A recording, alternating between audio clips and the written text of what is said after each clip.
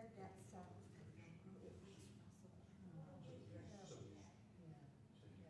sleep is hard to come by these days. Yes, I understand. But, okay, we're just trying to go. I promise we're not running. Can I do a little one? Of course. Okay, thank you. You're very nice. Yeah. But, go ahead. No, I'm just thinking standing up, is that standing up a problem? So, I can stand.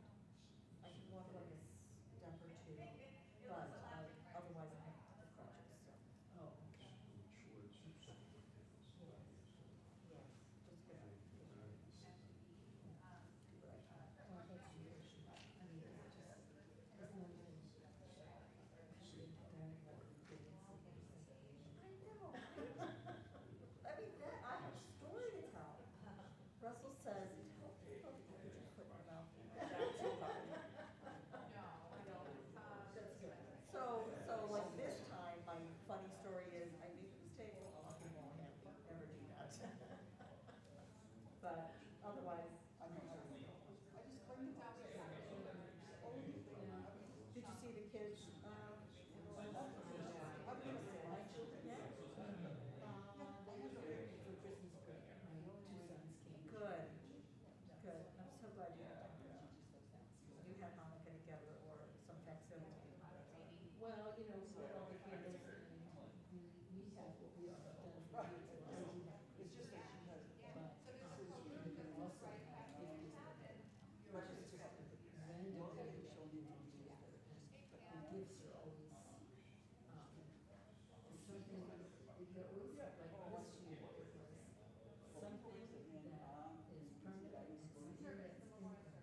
Oh, So they're just fun stuff, because initially it was a long term. So we would make up something, you know, like that. it's funny. Yeah. It's good. Yeah, so that's the thing that it was fun. You know, I got my granddaughter called Brandy. She's used to it. I love it.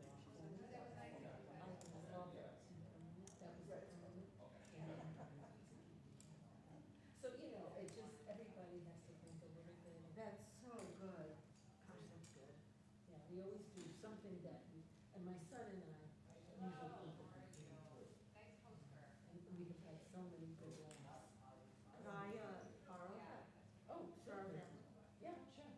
I mean, you could do it for Hanukkah, you could do it for Christmas, you could do it for, we call it gift giving day, to take a look at it, which is kind of. Right. We just did it initially when I guess my oldest son, and then we did one more.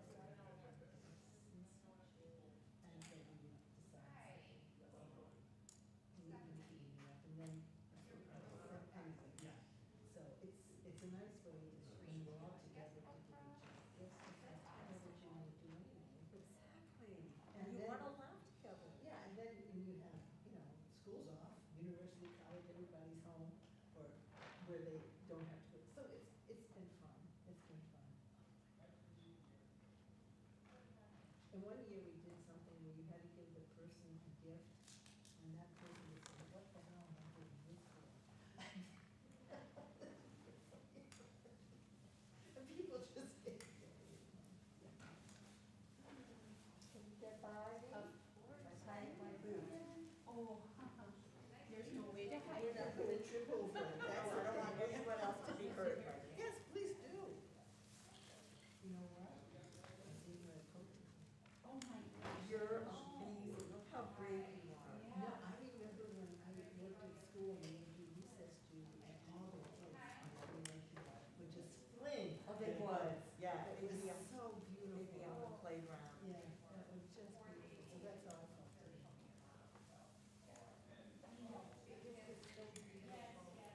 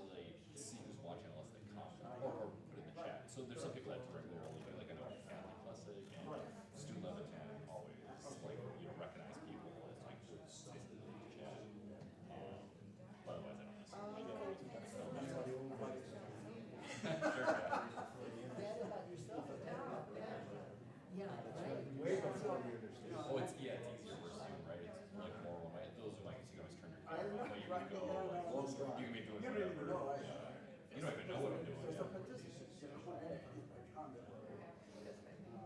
I don't know if she's gonna be able at all. I don't know. Well, Sarah might donate to work Zoom. I'll talk to her. So you may have a couple more people, Just same a arrangement. same Yeah, arrangement. okay. Same Maybe we arrangement. just have another. I could not live without them. And I don't, and it's just how people do it, it's so much. Oh, I guess the, My family, my mom's one.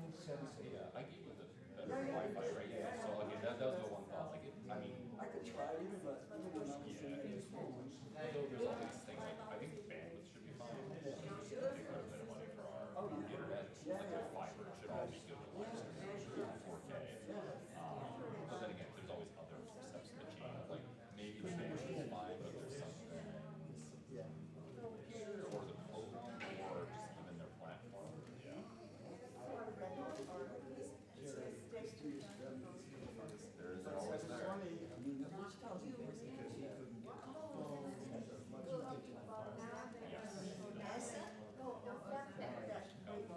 Now they have for diabetes, yeah.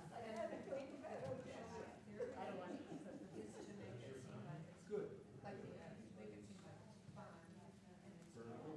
Oh, well, yeah, it's always everything looks like it's one fun, like all the antidepressants.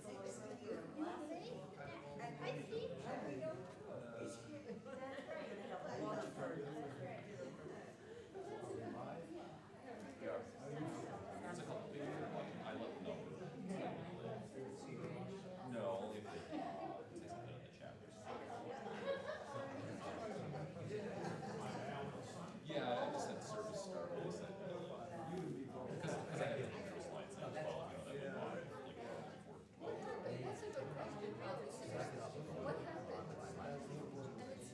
I mean, I think it's in the chat. Okay, great.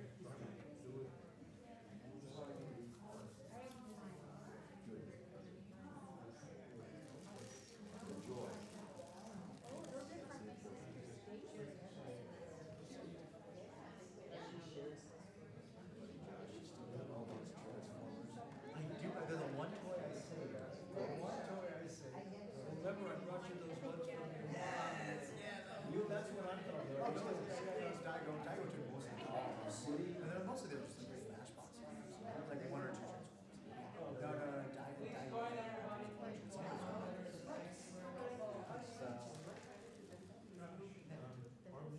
You know, just be yourself, whatever that self is. Yes. Elementary school special ed. So, I mean, if I get. So am I gonna get you a new bicycle? Did I tell you my brother, we do like a my brother like once a year. But it's years.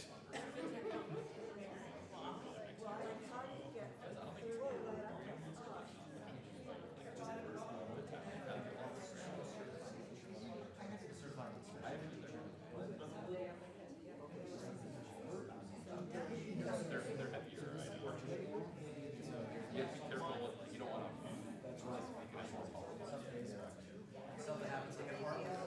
Good morning, everybody. We're going to start in a few moments. If you have a mobile phone with you, I wanted to request that you please be sure it's on silent. Thanks all.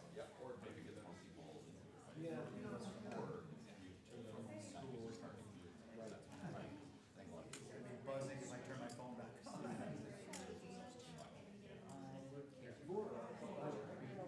Who's right here, has an e-bike.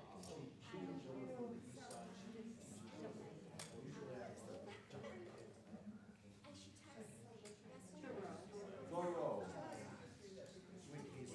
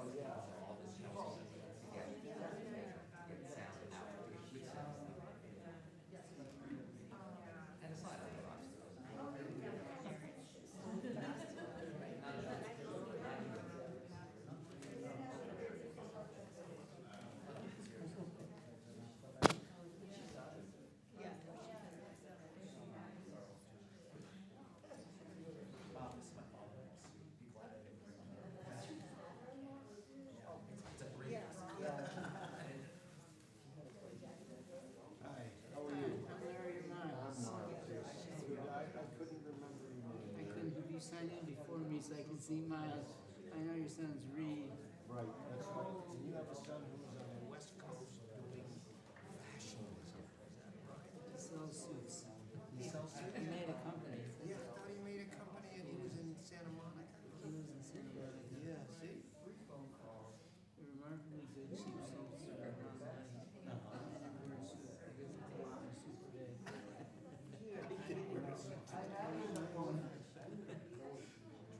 How's Reed doing? He's doing okay. He's actually a physician out in Oregon. What city? Portland. Well, Portland's had some problems. Yeah, they got a lot of problems. So, yeah, he did make it. I don't know if you remember, he never really finished high school, so.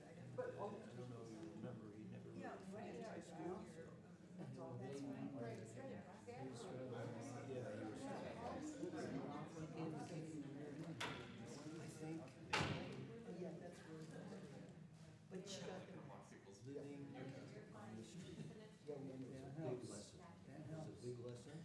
And at that point, he decided to go, he would go back to school. So he went to Montana. He didn't do so there is such a thing as a free And then he went to community college in Portland. And he met some friends. Good afternoon, friends. As we're about to begin, please again, if you have a mobile phone with you, if you could check to make sure that it's silenced. You don't need to turn it off. We ask that you, in fact, leave it on, but just make sure that it's silenced. And in these moments of moving through COVID, we don't know exactly where we are. We know that COVID varies and changes and mutates, and so just be very sensitive about it. We see people with masks on, and be sure that we're sensitive to everybody's personal distances. Thanks so much. These are words from Psalm 121. Esa einai el heharim, me'ayin yavo Ezri. Ezri, me'im Adonai, ose shamayim va'aretz.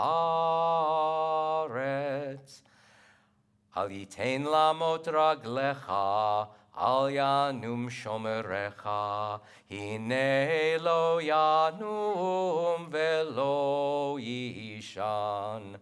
Shomer Yisrael, Shomer Yisrael. In English, a song for ascending. I turn my eyes to the mountains, where I know is the source of my help. My help comes from the eternal, maker of heaven and earth. God will not let your foot give way. Your guardian will not slumber. The guardian of Israel neither slumbers nor sleeps. The eternal is your guardian. God is your protection at your right hand. By day the sun will not smite you, nor the moon by night. The eternal will guard you from all harm. God will guard your life. The eternal will guard your going and your coming, now and forever. Shalom and good afternoon. In our hearts there is sadness, and in Charlie's family there certainly is sadness. And for Ellen and Becky and Eli and Judy and Joshua and Makimi, and I hope I've gotten all the spouses and partners, and for Kestrel and Merlin and Peregrine, Dexter and Daigo, and the wide panoply of family and friends. This is a sad day, and it's difficult. But what makes these moments meaningful, I think, is Charlie's spirit of compassion and goodness that accompanies each of us at this time. He has bequeathed to us those feelings, and at this moment, we bring those feelings here to this sanctuary. Along with his broad embrace of family and friends, was his positive and upbeat attitude about life that inspires us to imitate him and to, in fact, pursue some of the goals that were his. In remembering Charlie, we will remember his joy, his integrity, his optimism, and the love that he gave to his family and friends. The spirit that he implants in our hearts will continue to preserve us, even though we experience grief and we experience sad times, and sometimes those are uncontrollable feelings. And as they should be in our hearts, because Judaism, above all, encourages us to share our emotions with those around us. Because it's through that sharing and it's through that emoting that we actually move through our grief towards some resolution in the future. We don't know when that will be. We don't know to what degree that will happen, but we know that whether we are here in this sanctuary with one another here, or whether we are online with each other, these two communities merge even in the feelings that we have. And I hope that we can continue to share memories as the day goes on and as these weeks and months following Charlie's passing also go on.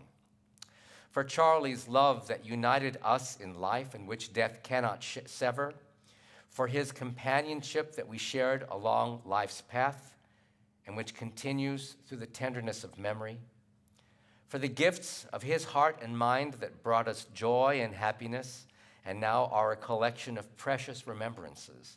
For all these and more, we offer gratitude to the source of life and the source of joy, both in him and in us. In this time of sadness, we listen to the voice of sacred scripture that gives us the ever-new message of God's nearness, too. It tells us of our kinship with the Creator, in light as in darkness, in joy as in sorrow, in life as in death. These are words from Psalm 15, a psalm of David. Eternal God, who may live in your tent? Who may dwell on your holy mountain? They who live without blame, who do what is right, whose hearts acknowledge the truth, whose tongues are not given to evil, who have never done harm to others or borne reproach for their neighbors, for whom cruelty is repugnant, but who honor those who fear God, who stand by their oaths even to their detriment, who have never lent money at interest or accepted a bribe against the innocent. They who act in this way shall never be shaken. This is Psalm 23. Mizmor leDavid, Adonai roi lo echsar, binot deshe yarbitzeni, al mei menuchot yenahaleni, nafshi yeshovev, yancheni v'magle tzedek leman shemo. Gam ki elech begetz al mavet, lo irara, ki ata imadi, shivtecha umishantecha, hema yenachamuni. Ta'aroch lefanai shulchan neged tzorerai, dishanta v'shemen roshi, kosi revaya. Ach tov v'chesed yirdefuni kol yemei chayai, v'shavti b'veit Adonai le'orech yamim. In English, Psalm 23. God is my shepherd, and so I lack nothing. God makes me lie down in green pastures, leads me beside still waters, and restores my soul. God leads me in paths of righteousness for the sake of the divine name. And even when I walk in the valley of the shadow of death, I shall fear no evil, for you, God, are with me. Your rod and your staff, those are things that comfort me. You set a table before me in the presence of my enemies. You've anointed my head with oil. My cup overflows. Surely goodness and mercy shall follow me all the days of my life, and I shall dwell in the house of the eternal God forever. And these are words from the 3rd chapter of Ecclesiastes. For every pleasure and disappointment there is its moment. A season is set for every experience under heaven, a time to be born and a time for dying, a time for planting and a time for uprooting, a time for slaying and a time for healing, a time for tearing down and a time for building up, a time for weeping and a time for laughing, a time for mourning and a time for dancing, a time for throwing stones and a time for gathering stones, a time for embracing and a time to avoid embraces, a time to seek and a time to lose, a time to keep and a time to discard, a time to tear apart and a time to mend, a time to remain silent and a time for speaking, a time for loving and a time for hating, a time for war and a time for peace. In a few moments, we're going to share some words about Charlie. I'm going to start off by offering some observations and some remembrances, perhaps. They're not merely my remembrances, but there's some things that the family shared with me. And then certain members of the family may come forward as well, and I think they have a friend who's going to offer something as well. All of our presentation of these personal words are there to help, first of all, instill in us new memories, perhaps, because we may hear things that we haven't heard before. And as Charlie is dear in our hearts, others' memories of him also make him grander in our hearts. So we will hear things that we won't know, at least until today. And the point, too, is that later on, when we have an opportunity to share a meal, to share some private time with the family, for those who aren't coming to this pulpit today, who won't ascend to the bema to offer their words publicly or online, but then it will offer them an opportunity to share with their family those memories as well. Because you all who are friends of Charlie may have memories, again, that this family doesn't have. And it's good for you to share them with them. So afterwards, please make sure that Charlie's family gets a plate of food, because it's important that we feed one another first and then share memories afterwards. That's an important process kind of question. So be sure to do that. Recall memories, even though the memories will bring tears, because that too, as I said before, that's part of the way that we mourn in the Jewish community. This week in the Torah, we read of God's giving the 10 Commandments to the people of Israel. But you know, it's not just those 10 commandments, because there are 603 other commandments that we have in Judaism. And next week, in next week's Torah portion, God begins to deliver to the people of Israel, starting off with civil rights legislation, designated for some people who were marginalized, and in reality, these laws apply to all generations and all times. And included in next week's Torah portion, in this program of humanitarian laws, is the so-called lex talionis. It's an eye for an eye, a tooth for a tooth, a life for a life declaration that the Torah implies where it says that there's punishment needed for a crime that should resemble the offense in kind and in degree. And as in the case of much of ancient Jewish life, the rabbis of the Talmud were appalled at that statement, because they didn't think that the punishment needed to be exactly a life for a life, or a broken arm to repay for a broken arm. And I understand that Charlie was a devotee, perhaps, of the Reverend Dr. Martin Luther King, Jr. And he, Dr. King, said this. He said, that old law about an eye for an eye simply leaves everybody blind. The time is always right to do the right thing. And I think that Charlie would agree, because civil rights and the prosecution of civil law is about advancing the human condition, not ensuring merely that there's equal punishment to fit a crime. Not only did Charlie find Dr. King to be a symbol of goodness for him, but so inspired by him was Charlie that twice He traveled to Mississippi and placed his life on the line to do what was right. It was the mid-1960s, and the African-American community in Canton, Mississippi needed many things. And two of them Charlie could and did provide. He traveled as a physician for the purpose of providing inoculations for kids, but he also went there to encourage black people to register to vote despite the roadblocks set up by the bigoted authorities of that region. And twice he was severely beaten by police as he stood up for the black population that was slowly finding its place in the South. On one of those occasions, he got connected with a group of protesters who had applied for a permit to camp out at a predominantly black school in Canton, Mississippi. And this group was denied permission to do so, but the protesters decided to camp there anyway. And the police eventually beat them up. And Charlie was among those who were injured. But that's who Charlie was.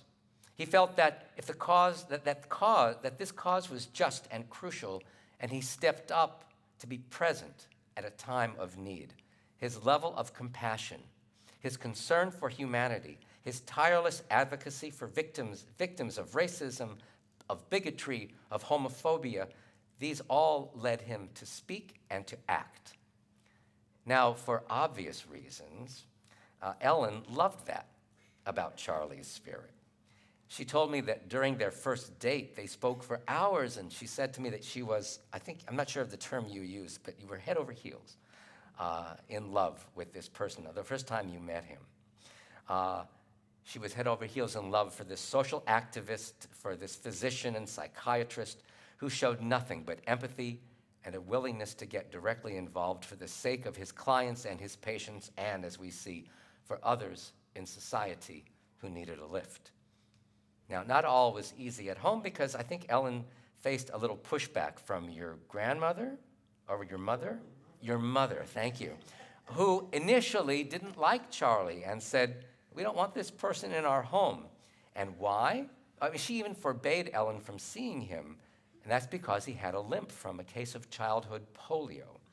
Yet Ellen knew that it was important to look below the surface and to find Charlie's spirit, which was far more powerful than any physical loss that he might have had.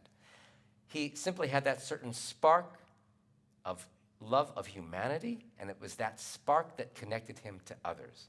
And it's that part of that spark that brings you all here today. His physical limitations, of course, did not prevent him from loving Ellen in return and from pursuing his career goals. In fact, it was his tenacity as well as his verve and chutzpah that brought him closer to people. His family related to me another vignette that I would offer. He was perhaps, they remembered, about 6 years old, and he had some aids that helped, physical aids, like, he had crutches and things that helped him walk. But he fell down, and he had difficulty getting up, and his mother was present at that occasion. But his mother, rather than helicoptering in and helping him physically, simply stayed at a distance and encouraged him to rise himself and set himself right. This incident was a sign of, and perhaps a prediction of, Charlie's ability to act and advocate for himself rather than to rely on others, despite his own disability. He constantly thought about the other and how he could help them.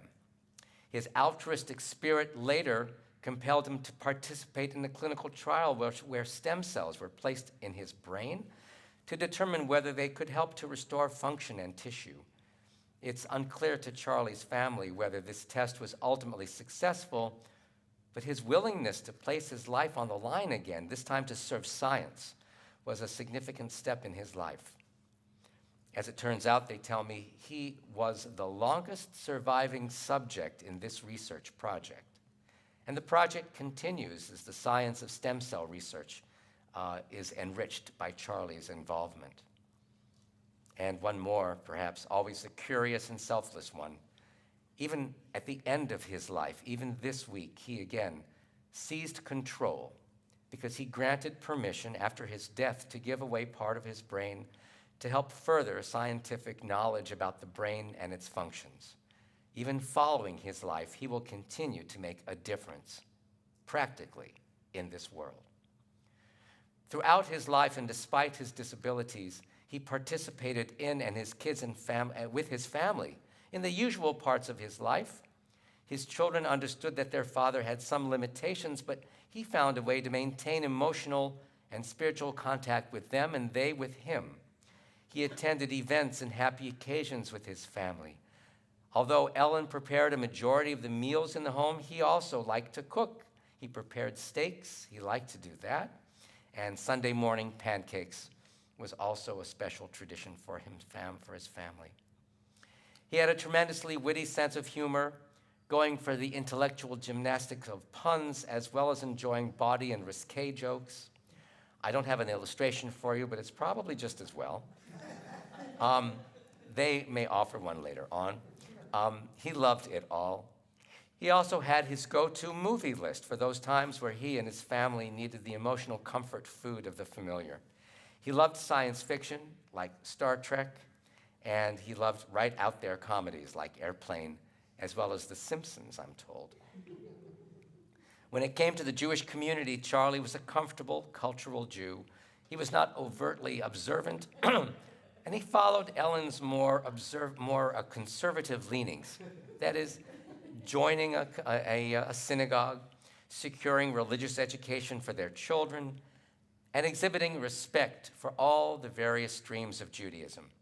He knew that these were his people, and he enjoyed being in this environment. In later years, someone asked him about why he went to Canton, Mississippi to protest the treatment of African Americans. He responded that because his grandfather was the victim of prejudice and the brute force of anti-Semitic pogroms in his native Lithuania, Charlie felt he owed it to the cause of human goodness and humanity to struggle for social justice for marginalized people in this country, this place that we call America. This mirrors a long-established principle of Jewish life that he loved. That is that every life is sacred. Each of our fates is bound up with another, and each group survives and advances when we all do. When Charlie was young, he attended a summer camp for kids who also had polio, and it was there that he had contact with all kinds of kids of all kinds of backgrounds and abilities. His appreciation for people with disabilities, be they physical or circumstantial, grew exponentially with that experience. But I suspect it was simply because that's who Charlie was. Charlie was a person with boundless care and consideration. Compassion was the word that Charlie's family used over and over again. He had a big and unencumbered heart for humanity. He will sorely be missed, yet his spirit of human goodness and his spirit of chutzpah lives on. May his memory always be a blessing. And now I think that some of his children may offer some words, and I think, Becky, come on up. And we'll use the center mic here. You're welcome. Hello. The last time I was standing here, I was getting bat mitzvahed. I had a little speech prepared then. So I was going to talk about all of Dad's more heroic type of things. No, but Dad, I think compassion is just that one word, that like emanates in me. And when I think of my dad and what he gave me is this compassion. When I was really little, he would sing to me the Sesame Street song, "Who are the people in your neighborhood?" And, you know, it was just a family song. We would just sing it. Well, I recently, after I found out he had passed, I went up to the beach. I live in Florida. I went up to the beach, and I sat there, and I played, you know, on YouTube, "Who are the people in your neighborhood?" And I didn't realize this, but each of the little Sesame Street segments, actually are full of puns. They're like full of puns. So it was funny. I was like, oh, that's why Dad liked this so much. But the reason I mention it is that in my life, I love meeting new people, and everybody is special to me. And so when I get to, when I meet somebody new, I learned that from Dad, is just that open heart. And you were saying that, like that open heart that he had, and the ability to just let people in and just love people. And I think I saw that throughout his life, just a genuine love. And I got that from him. And yeah, after Eli called me and told me he had passed, it was a strange experience, because it was like, I had never, of course, had someone so close to me pass, and it was, I'm embarrassed to say this, but it was elation. It was so much joy, because my dad lived such a full, happy life, and it was just joy that I felt. And whatever your belief is about, the afterlife, from, what I've read a lot of different religions, and it sounds like it's pretty good. It sounds like it's pretty good. And so wherever he is, whatever he's doing, if he's here right now with us, yay! I think he's on a good adventure, whatever that next adventure will be. So thank you, Dad. Yeah, thank you. Thank you.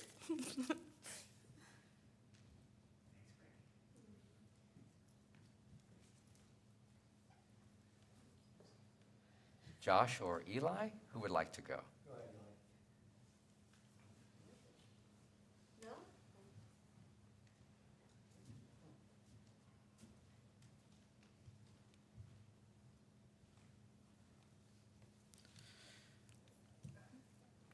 So I racked my mind thinking of what I was going to say. We prepared a little bit separately, and I had to kind of guess what other people were going to say. And then I come downstairs today, and Becky's like, "Oh, you wrote something. I was just going to go up and wing it." So, but I'm not as eloquent as my sister, the writer, or as concise as my brother. My strength tends to lean more towards making snide remarks based on what other people say. Go figure that. I haven't thought of anything yet, but I figured it wouldn't be appropriate for this situation. I think it's clear to anyone who knew my father that it would be appropriate to talk about his compassion or his time in civil rights, as I knew they would all say. What many of you might not know is that my father, when he came down with Parkinson's, started to advocate for people with disabilities as well. He wrote to his congressman and whatnot. And from this experience, I can tell you that going to certain stores with him in a wheelchair when I was 17 years old taught me more about the Americans with Disabilities Act than going to grad school for special ed for 2 years. And I could tell you guys about my father's intellect and, once again, his compassion. I was thinking, should I tell you guys all about his flaws? Maybe I could tell you something more that's personal to me, perhaps like the time he taught me how to drive. And I'm going to go on a side note here and say I can only imagine what it must have been like for my father taking me at 15, the nervous yet very impulsive child, into his car.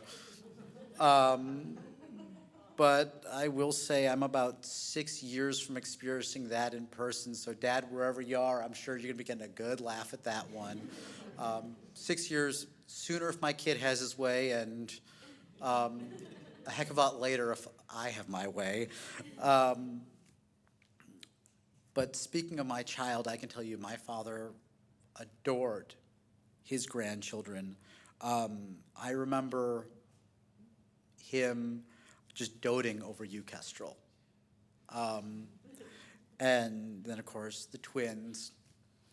When it came time for us to visit, which we tried to make it out here as much as we could, he always, was excited to see Daigo.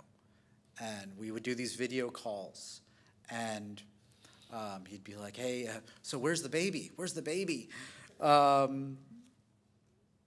think my connection with my father really improved when I became a father myself, because we had that connection. I'm a dad too now, and here's your grandson. And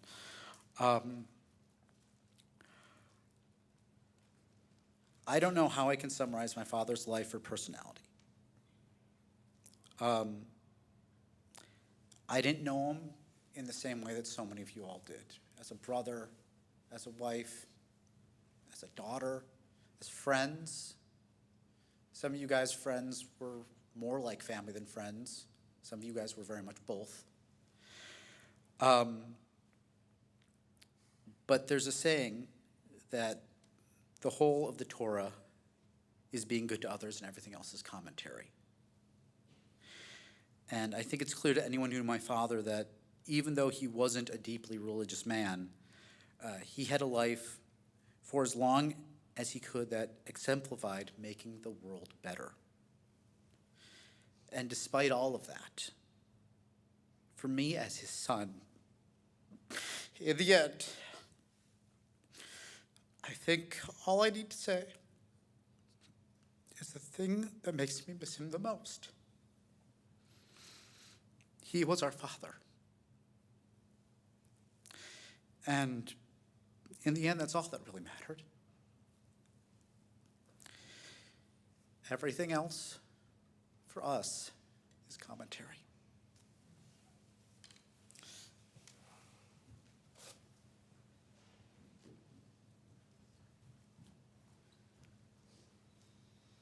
Eli, please join us.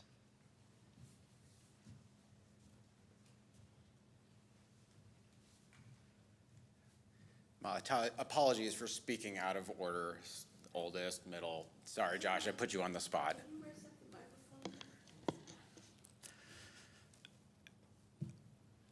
Our father, he was a man. A few words. You'd be in a room with him. You wouldn't necessarily know he was there. He didn't dominate the space. He respected the sanctity of a space and lived with honor. But what I learned from him was, when you do speak, make it count. Speak from your heart. Speak truth. And that's all.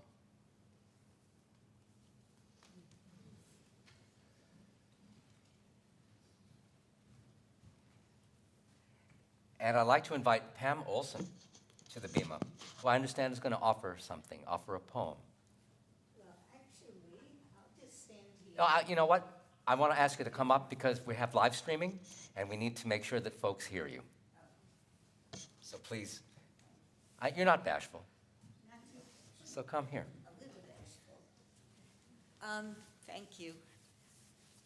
I knew Charlie because I was a social worker new to Madison years ago, and I was trying to make connections and meet with people who were important in the community, and he was very well respected.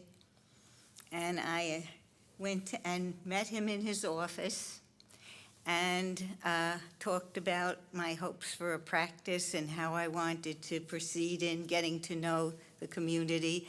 And he was very, very supportive and very kind.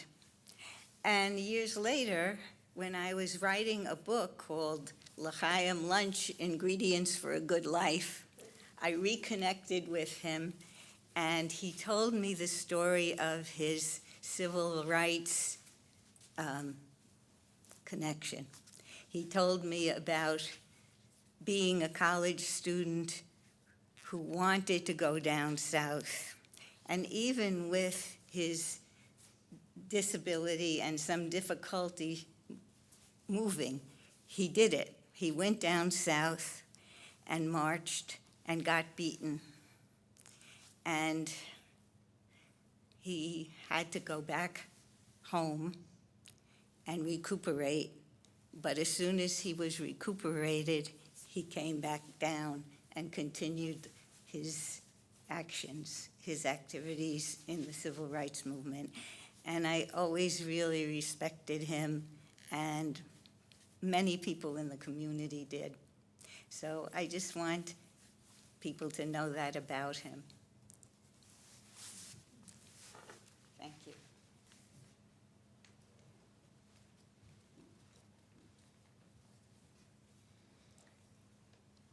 There are likely a lot of memories that you all have, and let's take a few moments in silence to sum up some of them, to think about one or two that you're going to share with Charlie's family in the time after this ceremony concludes, whether it be today or be a different day.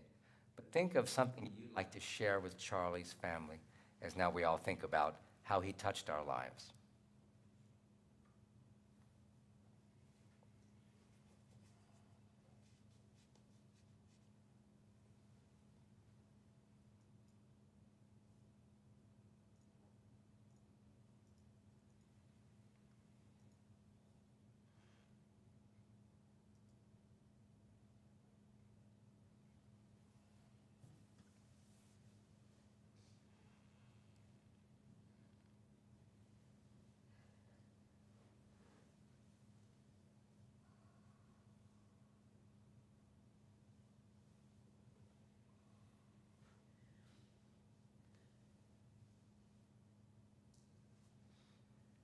For Charlie's brother and sister-in-law who are with us today, for Charlie's beloved spouse, for his children and their spouses and partners, and for their children, for Charlie's grandchildren. We are offering worship today in the hopes that Charlie will live on in our hearts. As the poet has written, in the rising of the sun and in its going down, we'll remember him.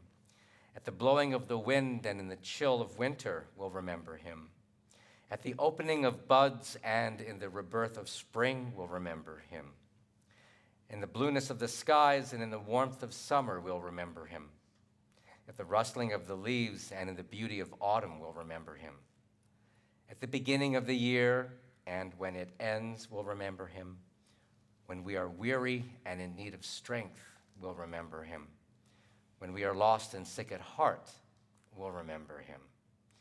When we have decisions that are difficult to make, we'll remember him. When we have joys we yearn to share, we'll remember him. When we have achievements that are based on his, we'll remember him. So long as we live, he too will live, for he is now a part of us as we remember him. Baruch atah Adonai Eloheinu melech haolam, asher yatzar etchem betzalmo v'zan v'chilkel etchem betuvo, v'hemit etchem badin, v'nata b'tochechem chayei olam, Baruch atah Adonai dayan ha'emet.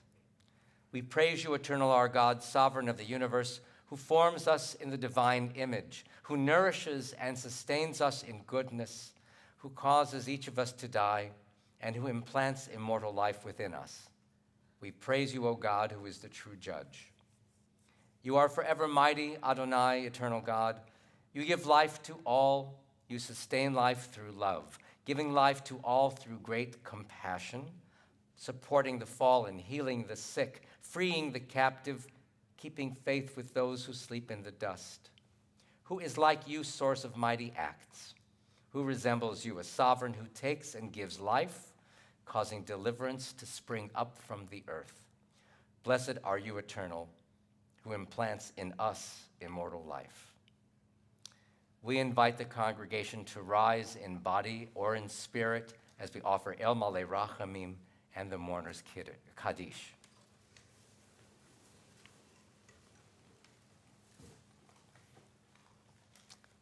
El Malei Rachamim shochen bamromim, המצא מנוחה נכונה תחת כנפי השכינה, במעלות קדושים וטהרים, כזוהר הרקיע מזהירים. לנשמת קלמן טוביה בן הרי ורות, שהלך לעולמו, בעל הרחמים, יסתירהו בסתר כנפיו לעולמים, ויצרור בצרור החיים את נשמתו. אדוני הוא נחלתו, וינוח בשלום על משכבו, ונאמר אמן. O God, full of compassion, eternal Spirit of the universe, grant perfect rest in your sheltering presence, along with all the righteous and holy ones, to Charlie Meyer, our loved one who has entered eternity. O God of mercy, let him find refuge forever in the shadow of your wings, and let his soul be bound up in the bond of everlasting life. God is his inheritance. May he rest in peace. And we say, Amen. Please join one another in the mourner's Kaddish. Yitgadal v'yitkadash shemei Rabbah, bi'alma divra chirutei v'yamlich malchutei, b'chayechon uvyomechon uv'chaye dechol beit Yisrael, ba'agala uvizman kariv v'imru Amen. Yehei shemei Rabbah mevarach le'alam ulalmei almaya. Yitbarach v'yishtabach v'yitpa'ar v'yitromam v'yitnaseh v'yithadar v'yit'aleh v'yithalal shemei d'kudsha b'richu le'ela min kol bir chata v'shirata tushbechata v'nechemata da'amiran be'alma v'imeru amen. Yehei shlama rabba min shemaya v'chayim aleinu ve'al kol Yisrael v'imeru amen. Oseh shalom bimromav, hu ya'aseh shalom, aleinu ve'al kol Yisrael ve'al kol yoshvei tevel, v'imru. Amen. Our service concludes, and although it is not normal, they say it is not normal to say thank you after performing a mitzvah, you who have been here today with Charlie's family, you're all performing a really significant mitzvah, and there's a lot of gratitude for you all who are here today. So please be with one another. I believe in the community court there's a little meal of condolence. Please stay and join one another. And remember to let the family and feed the family first.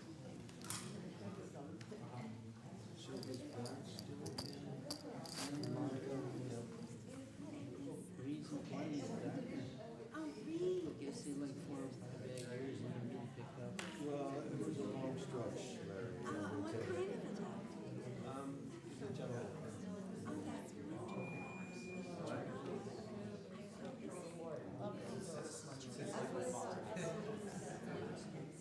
Yes, and he writes under the New York Times, but he spells it all. And actually, because he covers the Midwest, or he, he's all over.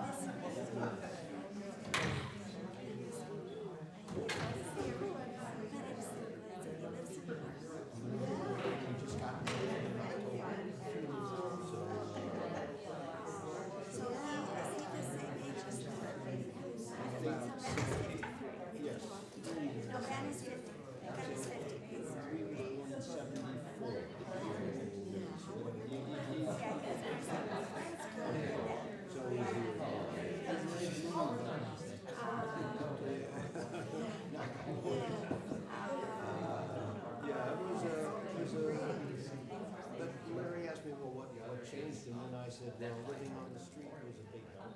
And then when he went out west, so actually,